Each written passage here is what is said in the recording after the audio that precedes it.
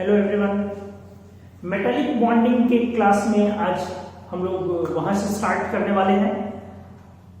इससे पहले के लेक्चर में हम लोगों ने पीरियोडिक प्रॉपर्टीज को थोड़ा क्लोज से समझा है कि पीरियोडिक प्रॉपर्टीज क्या है, और आज के लेक्चर में हम लोग मेटालिक बॉन्डिंग को सही करने वाले हैं, मतलब क्लियर करने वाले हैं।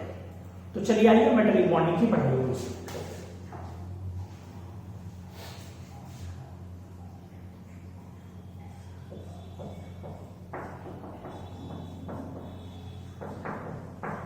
मेटालिक बॉन्डिंग, पिछले लेक्चर में हम लोगों ने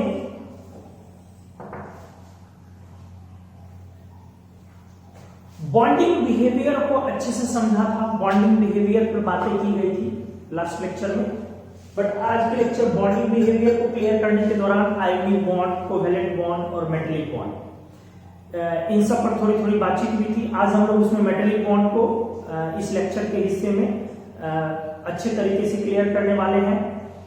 ये metallic bonding S block metal, P block metal, D block metals हर जगह पर आपको क्यूमुलेटिवली काम आता है। किस तरीके से बॉन्डिंग होगी मेटल्स में, इसमें इसके बारे में चर्चा करेंगे। तो चलिए आइए। मेटालिक बॉन्डिंग मतलब bonding in metals. Bonding in metals deal with several bonding theories.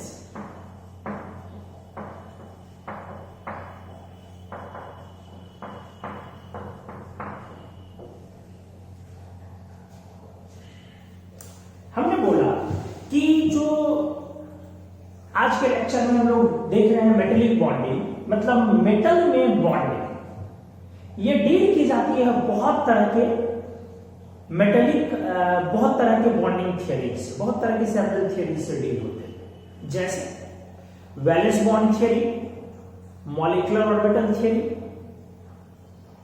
और एक क्लासिकल मॉडल है थियरी की, वो मॉडल है इलेक्ट्रॉन सी मॉडल थी। सबसे क्लासिकल मॉडल, सबसे पुराना और जनरल मॉडल यही है। अभी भी 11th 12th NEET JEE level पर आप इसी थियरी पर सबसे ज्यादा बात करते हैं। मेटल की बॉन्डिंग की जब भी बात करते हैं, किस थियरी पर? यह थियरी है इलेक्ट्रॉन सी मॉडल या इलेक्ट्रॉन गैस मॉडल। तो चलो पहले हम लिखते हैं लोग bonding metals deal with several bonding theories. Valence bond theory, molecular orbital theory, molecular orbital theory को बैंड गैप थियरी भी बोलते हैं हम लोग। इंजीनियरिंग में जाने पर आप इसको अच्छे से पढ़ते हैं थोड़ा डिटेल में, बैंड गैप थियरी बोलते हैं, बैंड थियरी सिंपली लिखे ना। और हमने बोला एक पुरानी थियरी है क्लासिकल थियरी, जिसको अपन बोलते हैं इलेक्ट्रॉन सी मॉडल और इलेक्ट्रॉन गैस मॉडल। पुरानी थियरी इलेक्ट्रॉन सी मॉडल या इलेक्ट्रॉन गैस मॉडल। अभी हम लोग इसी थियरी को पढ़ने वाले हैं। बाकी ये दोनों तो बाद में आया था, जब केमिकल बॉन्डिंग डेवलप हुआ है, ये दोनों बाद में आया, बट ये पुराना थियरी है। इलेक्ट्रॉन सी मॉडल या electron gas model theory H.A. Lorentz, scientist जिन्होंने इलेक्ट्रॉन का नामकरण किया था, इलेक्ट्रॉन रखा था, उनके द्वारा दिया गया। लोरेंज एंड ड्रू,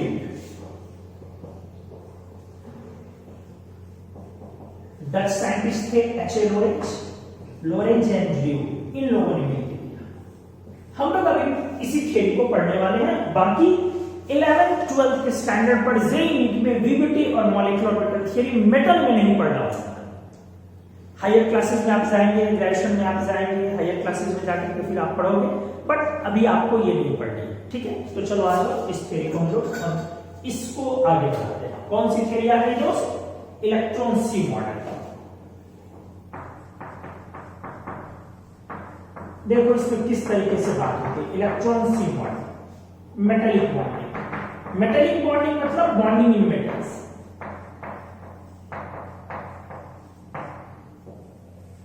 देखते हैं अकॉर्डिंग हम ये समझना चाहते हैं, ये थ्योरी क्या कहता है कि अगर ये मेटल है तो इसके अंदर जो एटम्स हैं, मेटल एटम्स हैं, उनकी आपस की बॉन्डिंग कैसी है, वो आपस में किस तरीके से बॉन्डेड है, ये डील करना है। तो बेसिक्स छोटे छोटे पॉइंट्स को जोड़ करके इस थ्योरी को हम लोग आराम से इजीली उसको समझ सकते हैं। छोटे छोटे पॉइंट्स, आज छोटे छोटे पॉइंट्स क्या, अगर ये कोई मेटल का सीट है, अगर ये कोई मेटल का रॉड है, तो इसके अंदर इनफाइनाइट नंबर ऑफ एटम्स है। अगर ये कोई मेटल का सीट है, अगर ये कोई मेटल का रॉड है, तो इसके अंदर इनफाइनाइट नंबर ऑफ एटम्स है, जो बहुत सारे एटम्स हैं। अब थ्योरी ये कहता है कि मेटल एटम के पास लूजली बॉन्डेड वैलेंस इलेक्ट्रॉन्स होते हैं, क्योंकि मेटल साइज में बड़े होते हैं, उनकी आयोनाइजेशन एनर्जी कम होती है, इसलिए उनका इलेक्ट्रॉन लूजली हेल्ड होता है। ठीक है, पॉइंट वाइज ऑफ अपनी क्या डील कर रहे हैं इस क्लास में, मेटलिक बॉन्डिंग, मतलब बॉन्डिंग इन मेटल्स। हमने क्या बोला, ये बहुत सारे थ्योरी से बॉन्डिंग जो है मेटल में वो डील होता है। Valence bond theory, molecular orbital theory, electron sea model, जिसमें सबसे पुराना और क्लासिकल मॉडल क्या है, इलेक्ट्रॉन सी मॉडल, जो 11th 12th में बेसिकली नीट जेईई में पढ़ना है। ये दोनों अभी नहीं है। अब इसको देने वाले साइंटिस्ट थे H A Lorentz and Drew. Lorentz and Drew ने मिलकर दिया 1930 के अराउंड, 1930 के अराउंड ये थ्योरी आया था। अब अगर बात करें कि इस थ्योरी में क्या बात होती है, तो बहुत सिंपल चीजों से ये थ्योरी स्टार्ट होती है। क्या, अगर ये मेटल का रॉड है तो इसके अंदर इनफाइनाइट नंबर ऑफ एटम्स है, तो थ्योरी कहता है कि आपका जो मेटल एटम है, मेटल एटम का साइज बड़ा होता है, मेटल एटम का साइज बड़ा होता है, उनके वैलेंस इलेक्ट्रॉन लूजली हेल्ड होते हैं, क्योंकि उनकी आयोनाइजेशन एनर्जी कम होती है। ध्यान से देखेंगे पहला point, metal atoms having loosely bonded valence electrons. अच्छे से आप देखोगे, लूजली बॉन्डेड वैलेंस इलेक्ट्रॉन्स आपको लिखना भी है, क्यों, अच्छे से देखोगे, मेटल एटम्स के पास लूजली बॉन्डेड वैलेंस इलेक्ट्रॉन होते हैं, क्यों, आप लिख सकते हो नीचे, this is due to large size and hence low ionisation energy of metal atoms. बेटा आप समझ पा रहे हो अच्छे से, क्यों ऐसा होता है कि मेटल के पास लूजली बॉन्डेड वैलेंस इलेक्ट्रॉन्स होते हैं, उसके वैलेंस इलेक्ट्रॉन्स लूज होते हैं, धीरे से पकड़े होते हैं, ऐसा क्यों होता है? तो उसका लॉजिक क्या है, मेटल पीरियोडिक टेबल में लेफ्ट और डाउन होता है, आप समझ पा रहे हैं, और लेफ्ट और डाउन जाने पर साइज बड़ा होता है, आपने पढ़ा है कुछ लेक्चर पहले, और आयोनाइजेशन एनर्जी कम होती है, इसीलिए इलेक्ट्रॉन ढीला है। मतलब अगर ये नॉन मेटालिक एलिमेंट है और अगर ये मेटालिक एलिमेंट है, तो डिफरेंस क्या है कि इनका न्यूक्लियस इनके वैलेंस इलेक्ट्रॉन को ज्यादा स्ट्रांगली पकड़े हुए है, होल्ड किए हुए है, जबकि बेटा मेटल का वैलेंस इलेक्ट्रॉन्स काफी लूजली हेल्ड है। किसके द्वारा? न्यूक्लियस के द्वारा। क्यों ऐसा है कि लूजली हेल्ड है? क्योंकि इसका साइज बड़ा और इसकी आयोनाइजेशन एनर्जी कम। आयोनाइजेशन एनर्जी किसको बोलते हैं अपन? इलेक्ट्रॉन लूजली हेल्ड इलेक्ट्रॉन को जो निकालने में, डिटैच करने में गैसियस एटम से जो एनर्जी लगती है उसको आयोनाइजेशन एनर्जी बोलते हैं। मतलब इलेक्ट्रॉन लूजली हेल्ड है। चलो हमने ये बोला। अब क्या है कि ये जो लूजली बॉन्डेड वैलेंस इलेक्ट्रॉन है, इसकी बाउंड्री पर जो लूजली बॉन्डेड वैलेंस इलेक्ट्रॉन्स है, ये बहुत सारे मेटल्स जब एक साथ आते हैं, एटम्स एक साथ आ रहे हैं, तो एक दूसरे के न्यूक्लियस उनके लूजली बॉन्डेड वैलेंस इलेक्ट्रॉन पर अटैक करते हैं। फिर से रिपीट कर रहा हूं, जरा अच्छे से समझोगे चीज को, ध्यान दो। क्या बोला मैंने? These loosely bonded valence electrons get influenced by, प्रभावित हो गया, influenced by उनके जो चारों तरफ के न्यूक्लियस हैं, उनके प्रभाव में वो चला गया। आराम से देखोगे क्या बोला मैंने, अच्छे से देखो बेटा। मैंने बोला कि देखो ये ढेर सारे एटम्स हैं, ये लो 3 डायमेंशनल है, बट बोर्ड पर 3 डायमेंशनल बनाना पॉसिबल नहीं है। ये बहुत सारे एटम्स हैं।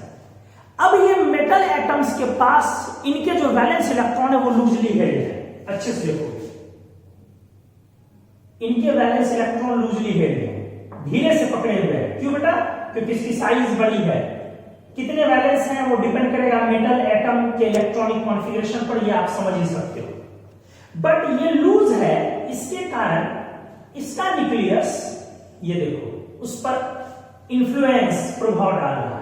इसका न्यूक्लियस इस पर प्रभाव डाल रहा है। इसका न्यूक्लियस, ये मैंने न्यूक्लियस बनाया, ये इस पर प्रभाव डाल रहा है।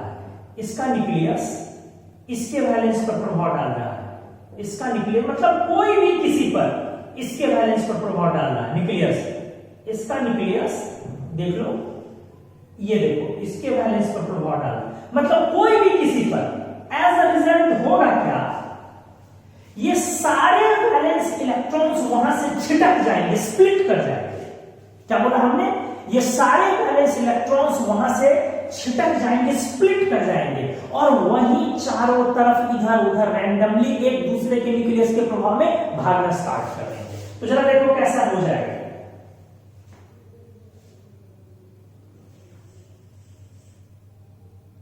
देखते जाओ अच्छे से।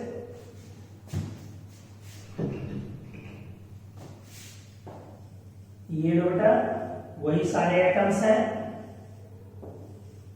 बट अब क्या हो जाएगा जरा देखो। ये सारे वैलेंस इलेक्ट्रॉन अब उनके पास से स्प्लिट कर गया है, इधर उधर भाग गया है, उसके चंगुल से थोड़ा आजाद हुआ है, कंप्लीट नहीं।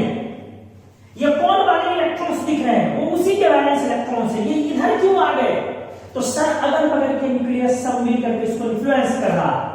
आप देख रहे हो, ये इसको, कोई किसी को आप कह नहीं सकते हो कौन किसको, बट सारे अगल बगल के न्यूक्लियस एक दूसरे को प्रभावित कर रहे हैं।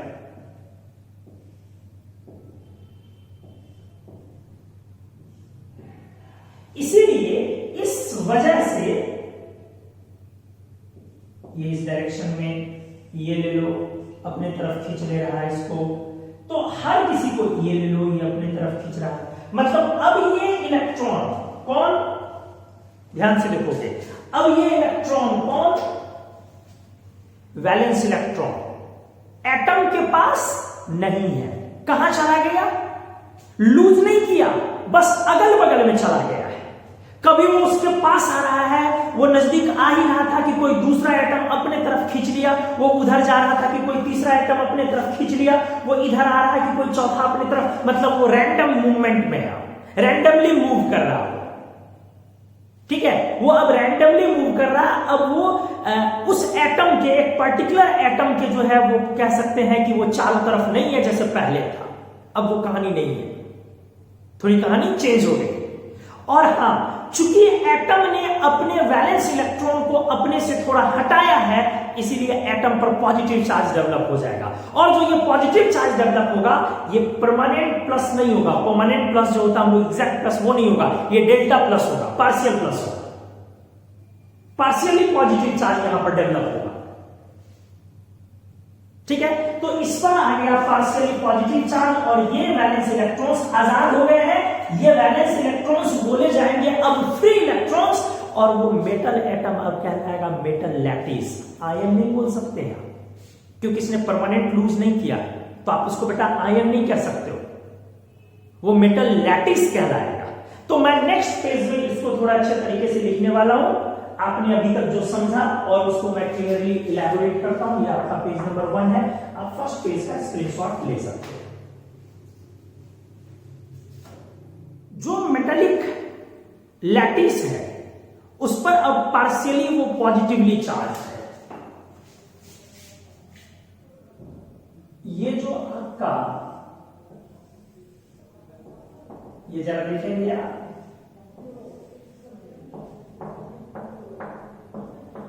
ये पॉजिटिवली पार्शियली चार्ज है।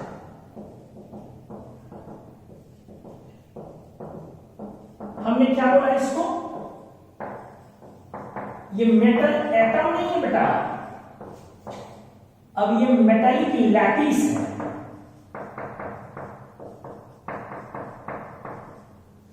और यहां जो चारों तरफ इलेक्ट्रॉन्स फैले हुए थे, ये अब वैलेंस इलेक्ट्रॉन्स नहीं है, अब ये फ्री इलेक्ट्रॉन्स है। अब जो आप ये सारे देख रहे हैं इसको बोलेंगे फ्री इलेक्ट्रॉन्स। मतलब उसी मेटल एटम के थ्री डायमेंशनल, ये थ्री डायमेंशनल अरेंजमेंट है, अरेंजमेंट्स ऑफ मेटल एटम्स। इस सिस्टम को बेटा अब बोलोगे क्रिस्टल, मेटालिक क्रिस्टल। इस सिस्टम को अब बोलोगे मेटालिक क्रिस्टल, क्योंकि क्रिस्टल वर्ड हम लोग तब इस्तेमाल करते हैं जब एटम्स के पोजीशन फिक्स हो और एक डेफिनेट स्ट्रक्चर रेडी हो, जैसे डायमंड, जैसे ग्रेफाइट, ये सब क्रिस्टल्स होते हैं, हमने कई बार बोला।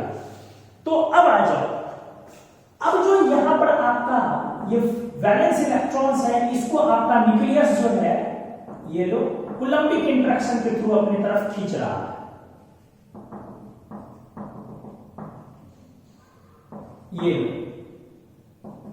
ये देखो, हर वैलेंस इलेक्ट्रॉन मतलब हर फ्री इलेक्ट्रॉन को उसके चारों तरफ का न्यूक्लियस अपने तरफ खींच रहा है। और इस तरह से ये जो फ्री इलेक्ट्रॉन्स हैं ये moving randomly across the crystal, moving randomly across the crystal. इस पूरे क्रिस्टल में इधर उधर भागेगा। अगर आपसे बोलेगा कोई क्यों भागेगा, तो आप बोलोगे बेटा अंडर द इन्फ्लुएंस ऑफ, किसके प्रभाव में भागेगा, तो चारों तरफ के अगल बगल के nuclear charges, influence of surrounding nuclear charges. अच्छे से आप देखोगे,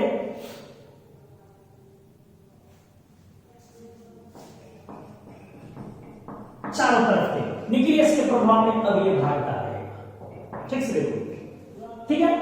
तो हमने क्लियर किया कि किस तरीके से यहां पर मेटल एटम लैटिस उसने अपना बनाया और वैलेंस इलेक्ट्रॉन्स का क्या रोल है। अब आ जाओ, ये जो लैटिसेज है वो फिक्स पोजीशन पर आ गए और फ्री इलेक्ट्रॉन को कूलम्बिकली खींच रहा है। तो इस कूलम्बिक इंटरेक्शन की वजह से यहां पर एक आयोनिक बॉन्ड का कैरेक्टर डेवलप होगा। जाहिर सी बात है, आयोनिक बॉन्ड आप कैसे बनाते हो, कैटायन एनायन के बीच। यहां बेटा कैटायन भी नहीं है, पॉजिटिवली चार्ज लैटिस है, पार्शियली चार्ज है और एनायन की जगह क्या है, फ्री इलेक्ट्रॉन है। तो आप यहां पर क्या बोलोगे, ठीक से देखो, आप यहां पर क्या बोलोगे, ये देखो ठीक से, कूलम्बिक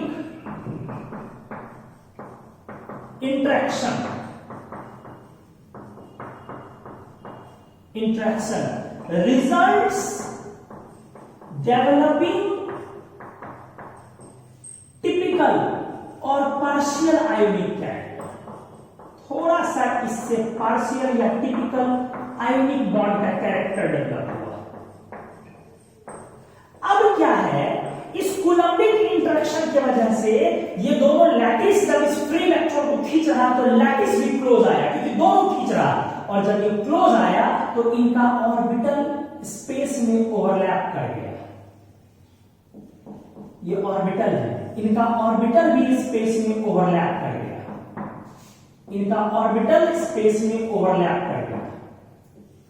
अच्छे से देखोगे तो अब यहां की कहानी आप लिखोगे ध्यान से, ड्यू टू एक्सेसिव मतलब अत्यधिक क्लोजनेस ऑफ मेटालिक लैटिसेज। बेटा ये लैटिस जो एक्सेसिव क्लोज हुए, आप समझ रहे हो एक्सेसिव क्लोज क्यों हुए। आप भी किसी चीज को खींच रहे हो और कोई दूसरा भी सामने से कोई चीज को खींच रहा है, तो दोनों जब चाहते हो कि मेरा उस पर अधिकार हो, चाहे कि उसका उस पर अधिकार हो, तो दोनों इस चक्कर में क्लोज आ जाओगे। तो due to excessive closeness of metallic लैटिसेज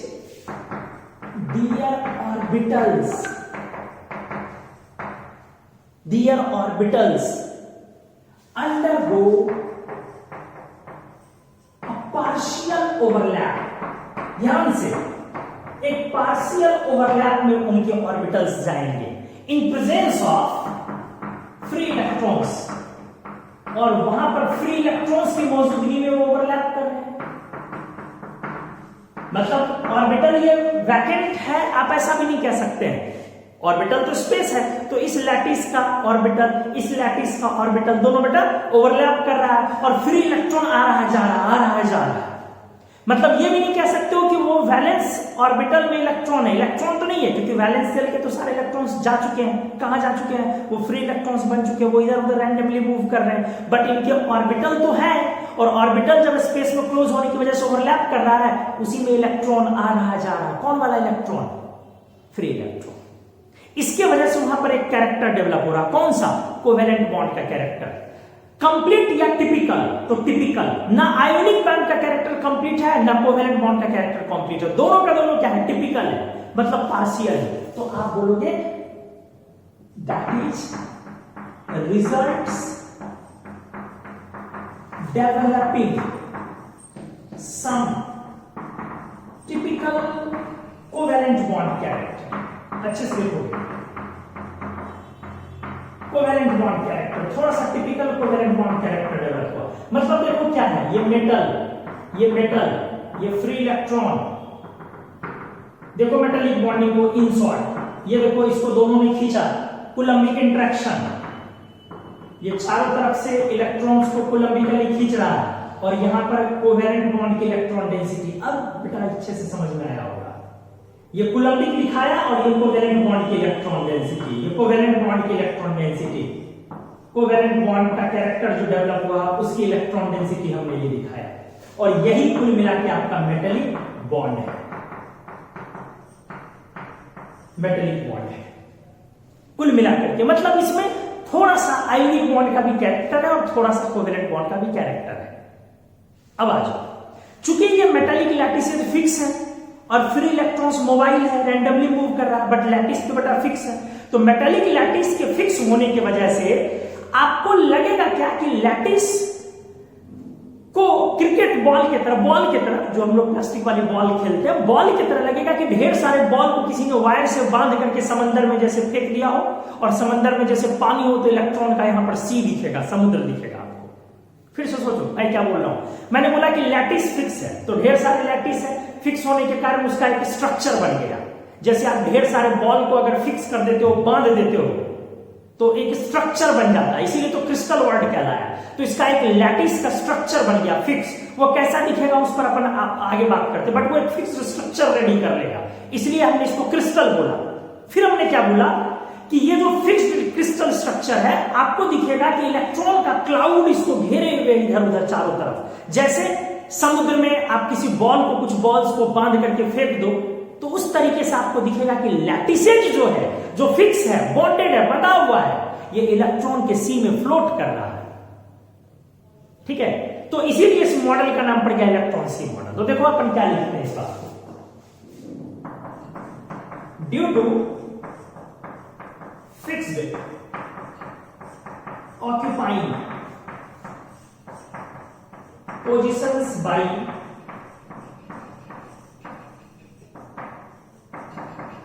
metallic lattices, comma certain repeated unit structure get observed। अच्छे से देखो क्या हमने बोला, चूंकि फिक्स्ड ऑक्यूपाइंग पोजिशंस हैं लैटिसेज के, इसके वजह से एक निश्चित repeated units of structure gets observe. एक विशेष तरह का यूनिट स्ट्रक्चर दिखेगा कि वो रिपीट कर रहा है बार बार पोजीशन ऑक्यूपाई करने की वजह से। ठीक है, कॉल्ड क्रिस्टल स्ट्रक्चर, उसी को अपन बोलेंगे क्रिस्टल स्ट्रक्चर। सर इसको कैसे बोल रहे हो, थोड़ा और क्लियर कर लो, बेटर होगा हम लोगों के लिए। चलो बेटा इसको मैं थोड़ा और क्लियर करता हूं, ये क्रिस्टल स्ट्रक्चर का यहां पर मतलब क्या होगा। कोई एक एग्जांपल उठाते हैं, मान लो चलो सोडियम का एग्जांपल लेकर के इसको और अच्छे से क्लियर किया जाए। और हमने बोला कि आपको लैटिसेज जो दिखेगा,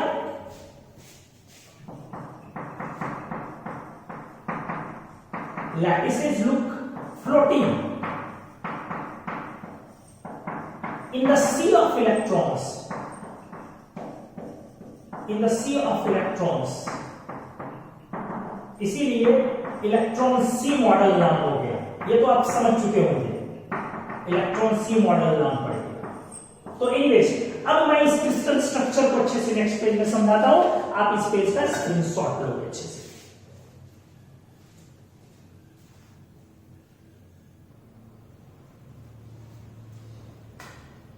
आ जाइए अब इस थर्ड पेज में।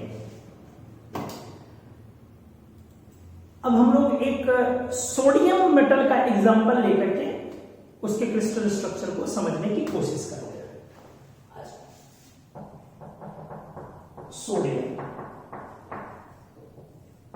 सोडियम मेटल को अगर आप देखेंगे तो अब वो कैसा दिखेगा, जरा देखो उसका क्रिस्टल अंदर से कैसा दिखेगा। आपको एक क्यूब वाली बॉडी जैसी दिखेगी। जब आप उसके सारे एटम्स को बांध दोगे तो आपको एक क्यूबिक बॉडी दिखेगी, जिसके हर एक कॉर्नर्स पे, हर एक कॉर्नर पे आपको सोडियम एटम बेटा दिखेगा। और इतना ही नहीं, यही रिपीटेड यूनिट है, मतलब ये एक यूनिट नहीं है, ऐसे इन्फिनाइट नंबर ऑफ यूनिट्स हैं चारों तरफ, और बीच में भी एक सोडियम एटम आपको दिखेगा। फिर इस क्यूब के आगे क्यूब, इस क्यूब के राइट क्यूब, इस क्यूब के ऊपर क्यूब, इस क्यूब के नीचे क्यूब, इस क्यूब के लेफ्ट क्यूब, मतलब चारों तरफ आपको क्यूबिक बॉडी नजर आते चले जाएगी। ठीक है, तो अब यहां पर एक sodium atom is surrounded by कितने सोडियम एटम से घिरे, आप आराम से काउंट भी कर सकते हो। 1 2 3, जरा इस सोडियम को देख लो, 1 2 3 4 5 6। अब इसको कॉर्नर वाले भी दिखेंगे 7, और ये बगल वाला जो है फिर वो कॉर्नर दिखेगा 8 सोडियम एटम्स। आप आराम से इमेजिन करो कि अब ये कैसा दिखेगा आपको। ये दिखेगा बेटा एक क्यूबिक बॉडी है, ठीक है, मतलब सोडियम एटम का जब लैटिस फिक्स पोजीशन पर आने के बाद कैसा दिखेगा वो मेटालिक बॉन्डिंग में। तो एक फिक्स क्यूब बॉडी है, उस क्यूब के राइट लेफ्ट ऊपर नीचे आगे पीछे हर तरफ क्यूब रिपीटेड यूनिट, और सारे क्यूब के सेंटर पर भी सोडियम एटम्स। ऐसे स्ट्रक्चर का एक विशेष नाम है, जैसे मान लो आप सेंटर पर कुछ रहता है, फिर यहाँ है, फिर 109 डिग्री पर इधर, 109 पर इधर, 109 पे, तो आप बोलते हो टेट्राहेड्रल है। तो इसका भी एक स्पेसिफिक नाम है body centred cubic, BCC, called BCC structure. इसका एक नाम पड़ गया BCC structure, body centred cubic, ये स्ट्रक्चर। और कोऑर्डिनेशन नंबर, ये जितने एटम से घिरा है उसको अपन बोलेंगे कोऑर्डिनेशन नंबर। तो कोऑर्डिनेशन नंबर C.N = 8, ये आपका हो गया। तो ये हमने सोडियम का लिया। आप इतना ही नहीं, इवन यहां तक कि आप अदर अल्कली मेटल्स भी लोगे, lithium, sodium, potassium, rubidium, caesium. तो अल्कली मेटल्स में इन सारे अल्कली मेटल्स का क्रिस्टल स्ट्रक्चर होगा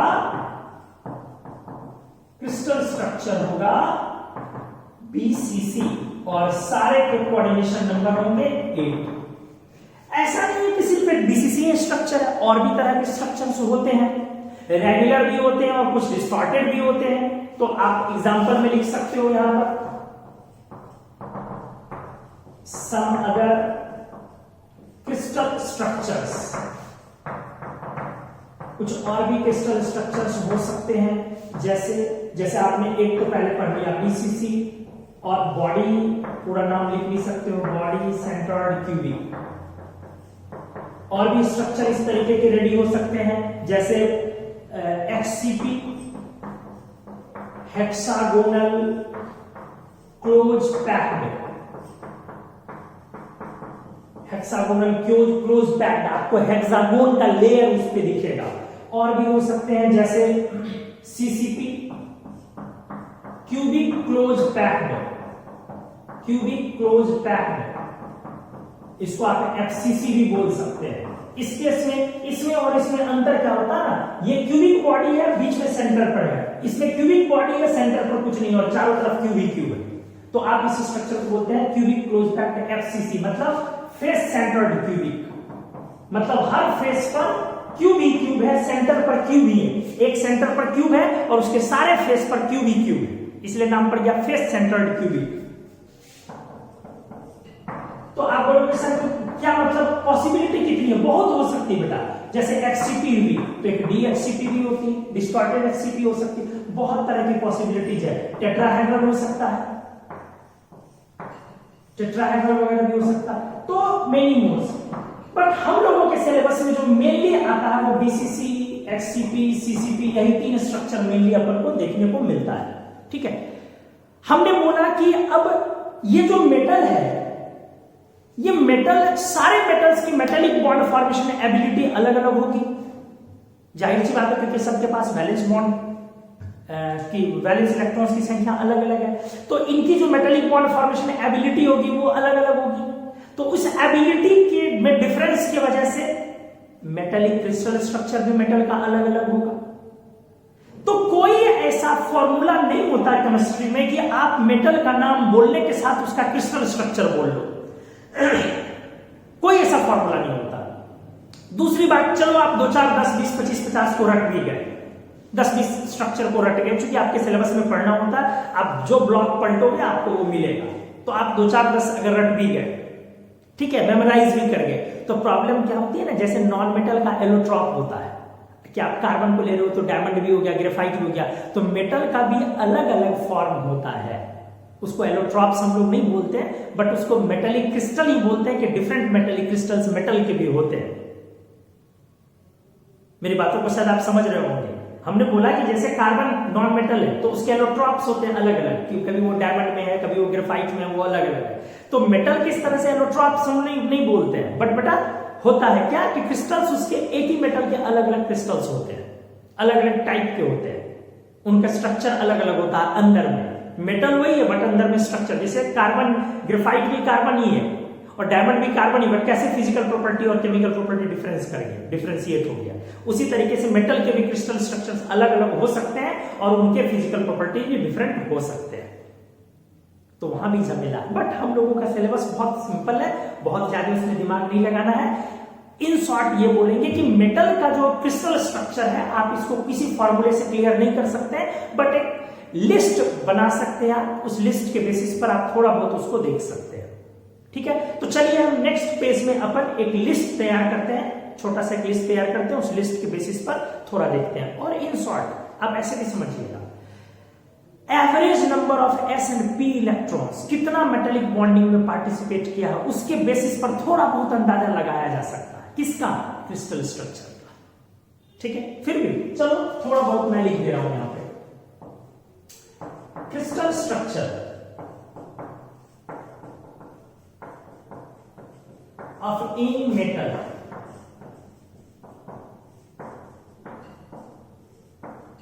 cannot be formulated at all। Formula से आप बिल्कुल नहीं कर सकते हो। However, फिर भी on the basis of average number of S and P electrons participated in metallic bonding,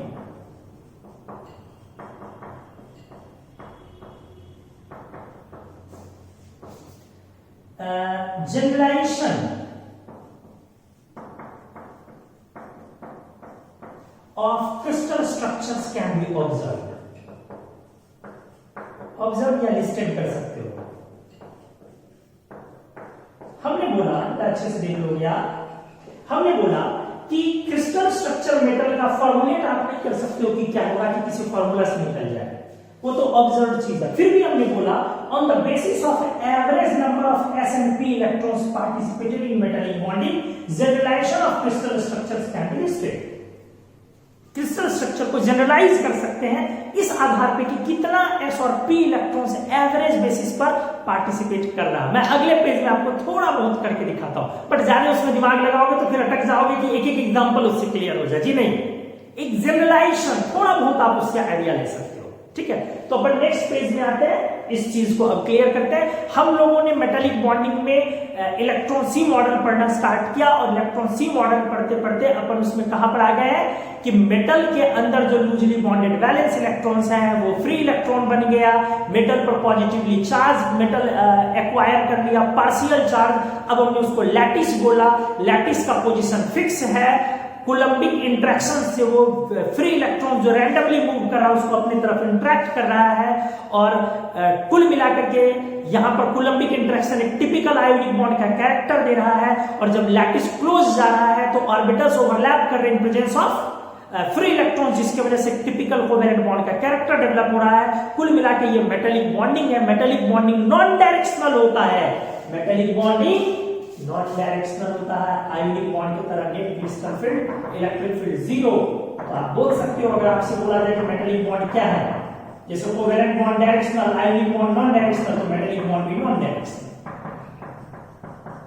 तो फिर हमने बोला कि लैटिसेस के फिक्स पोजीशन की वजह से एक रिपीटेड यूनिट स्ट्रक्चर जो है बार बार देखा जाएगा, ऑब्जर्व किया जाएगा कि एक स्ट्रक्चर जो है सर्टेन स्ट्रक्चर बार बार रिपीट कर रहा है। उस स्ट्रक्चर को अपन क्या बोलने वाले हैं, क्रिस्टल स्ट्रक्चर। हर मेटल का क्रिस्टल स्ट्रक्चर उसके मेटालिक बॉन्ड फॉर्मेशन है, एबिलिटी पर डिपेंड करता है। मेटल्स अगर चेंज हुआ तो उसका क्रिस्टल स्ट्रक्चर भी चेंज हो सकता है। और जिस तरीके से नॉन मेटल के एलोट्रॉप होते हैं, एक नॉन मेटल बहुत सारे फॉर्म्स में पाए जा सकते हैं, उसी तरीके से मेटल भी एक से ज्यादा क्रिस्टल स्ट्रक्चर के फॉर्म में पाया जा सकता है। टेम्परेचर बदलने पर भी इवन कई बार फॉर्म बदल जाते हैं। फिर हमने बोला कि जैसे एक सोडियम ले लो, उसका बीसीसी बॉडी सेंटर्ड क्यूबिक एक क्रिस्टल स्ट्रक्चर है जिसमें कि क्यूबिक बॉडी के सेंटर पर एक एटम है और उसके चारों तरफ क्यूबिक बॉडीज ही हैं।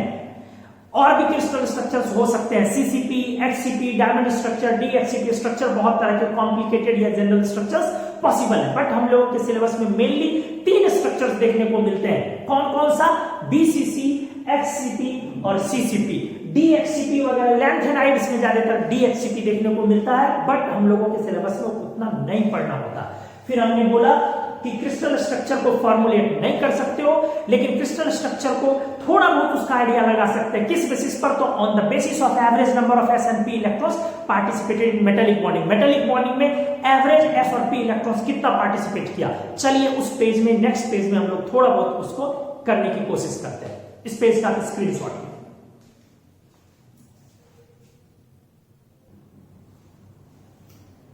चलिए मैं यहां पे थोड़ा सा समझाता हूं। यहां पे ले रहा हूं average number of S and P electrons. कौन सी है ये, पार्टिसिपेटेड इन मेटालिक बॉन्डिंग। और यहां पे ले रहा हूं एस्टिमेटेड क्रिस्टल स्ट्रक्चर, जो आपने एस्टिमेट किया। हालांकि ये फिक्स नहीं है ना, बट फिर भी एक थोड़ा बहुत जनरलाइजेशन हमने बोला, एक जनरल लेवल पर चलो थोड़ा बहुत आप उसको कर सकते हो दिमाग में। छोटे एग्जांपल्स जेई मेन या नीट टाइप के एग्जांपल्स को डील करने के लिए थोड़ा सा हेल्पफुल है।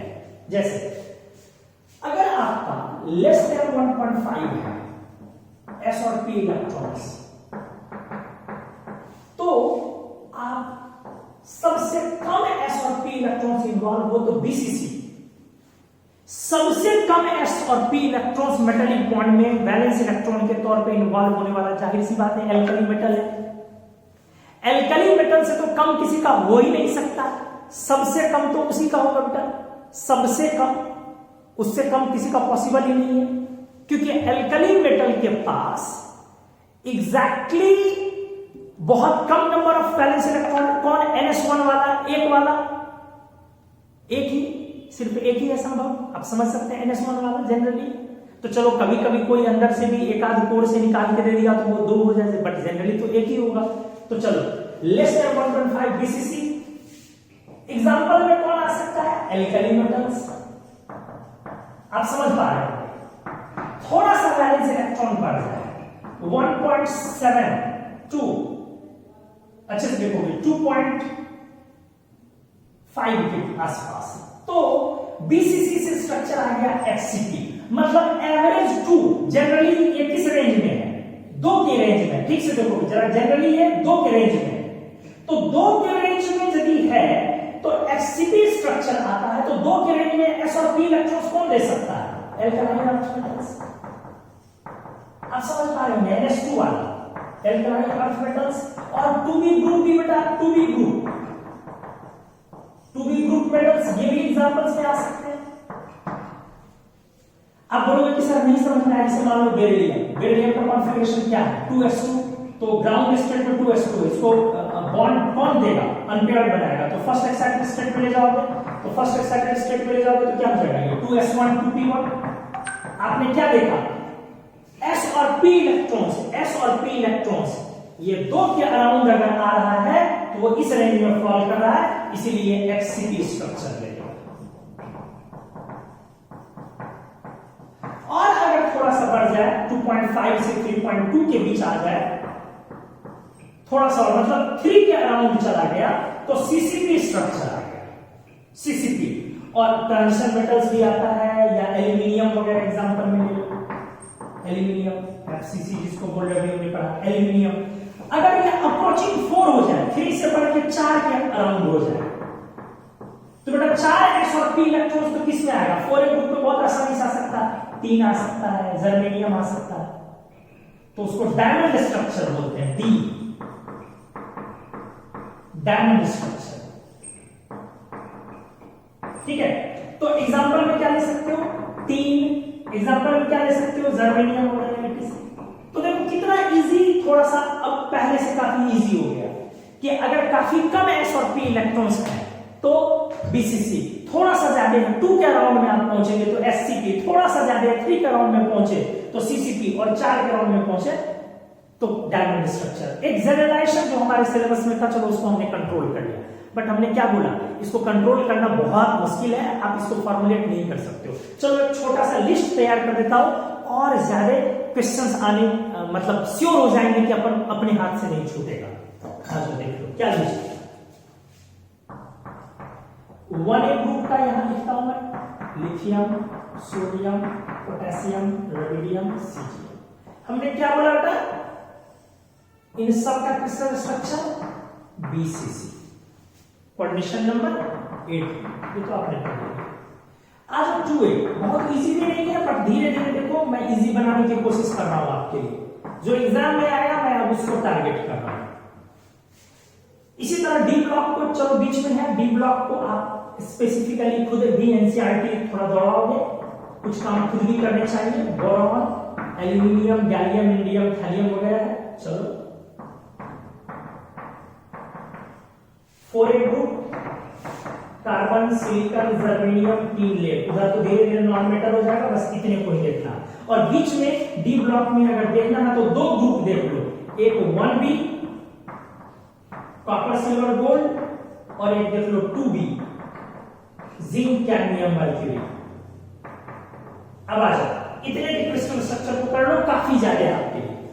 2a में हमने जनरली क्या बोला? 2a 2b में HCP। चलो आ जाओ HCP, चलो आ जाओ HCP। हालांकि ये लिक्विड है तो अभी इसका मत बनाना, हालांकि डिस्टॉर्टेड होता है, इसका मत बनाना, छोड़ो। HCP आ जाओ, HCP जो हमने थोड़ी देर पहले एक बात बोली थी, कभी कभी किसी मेटल के एक से ज्यादा तरह के क्रिस्टल स्ट्रक्चर होते हैं।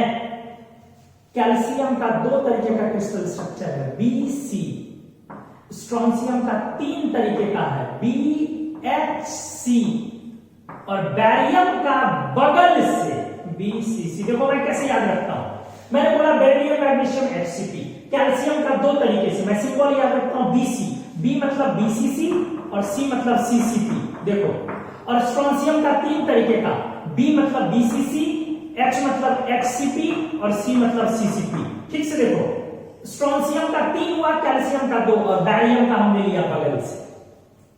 फिर से देख लो, बेरिलियम, मैग्नीशियम, HCP, कैल्शियम का BC और स्ट्रोंशियम का BHC। BC मतलब B फॉर BCC, C मतलब CCP, और स्ट्रोंशियम का BHC, B मतलब BCC, H मतलब HCP और C मतलब CCP। ठीक है, अच्छे से देख लो। तो ये आ गया आपका। और बैरियम का हमने कैसे याद रखा, बैरियम बगल से, बगल मतलब बीसीसी वाला तो बीसीसी। अब बोलोगे कि सर इसमें 3 है तो हम बोलेंगे क्या, ये जो नीचे वाला है वो रूम टेम्परेचर पर है, सबसे निचला जो वो रूम टेम्परेचर वाला क्रिस्टल स्ट्रक्चर है। आपको अगर एक बोला जाए तो यही बोलोगे, नीचे वाला। इसीलिए हमने जान के इस तरीके से तैयार किया। ठीक है, कैल्शियम का एक बोलना होगा तो सीसी बोलोगे, और स्ट्रोंशियम का भी एक बोलना होगा तो सीसीपी बोलोगे, बैरियम का बगल से बीसीसी। अब इधर आ जाओ, एल्यूमिनियम हमने एक करवा दिया एफसीसी या सीसीपी जो है वही चीज। अब इधर आ जाओ, सिलिकॉन का डायमंड स्ट्रक्चर, जर्मेनियम का डायमंड स्ट्रक्चर, टीन का डायमंड स्ट्रक्चर और लेड का सीसीपी होता है, सीसीपी। बस एक लेड यहां पर थोड़ा अलग है, सीसीपी। 1B का, इन तीनों का सीसीपी। देखो कितना अच्छे तरीके से समराइज हो गया ये, इससे ज्यादा आपके कंपटीशन में नहीं आ सकता है, ये एकदम आप यकीन मानो। एक बार फिर से समराइज करो, किस किस तरीके से बेटा। 1A का हमने क्या बोला, बहुत कम number of SnP electrons, BCC थोड़े से ज्यादा, HCP थोड़े और ज्यादा, CCP और ज्यादा, डायमंड स्ट्रक्चर। तो 1A का BCC। 2A में बेरिलियम मैग्नीशियम HCP, चूंकि 2A 2B होना है HCP, तो बेरिलियम मैग्नीशियम HCP। कैल्शियम का 2 तरीके का BC, स्ट्रोंशियम का 3 तरीके का BHC और बैरियम का बगल से BCC। आपको एक बार प्रैक्टिस करनी होगी। 2B का हमने क्या बोला, HCP, 2A 2B HCP। 1B का हमने क्या बोला, 1B का CCP। अब उधर आ जाओ, एल्यूमिनियम 3 वैलेंस इलेक्ट्रॉन S और P वाले हैं, तो वो भी CCP या FCC एक ही चीज होती है। और फिर हमने डायमंड स्ट्रक्चर किस ग्रुप में पकड़ा, 4A ग्रुप में, चूंकि NH2 NP2 के कारण S और P इलेक्ट्रॉन 4 हो सकते हैं। तो सिलिकॉन, जर्मेनियम, टीन, तीनों का। बट लेड का डायमंड स्ट्रक्चर नहीं है, लेड का कौन सा स्ट्रक्चर है, तो CCP स्ट्रक्चर। तो एक क्रिस्टल स्ट्रक्चर को हमने जनरलाइज किया। हम लोगों ने सीखा कि मेटेलिक बॉन्डिंग जो इलेक्ट्रॉन सी मॉडल है उसमें किस तरीके से काम करता है, हमने ये सीखा।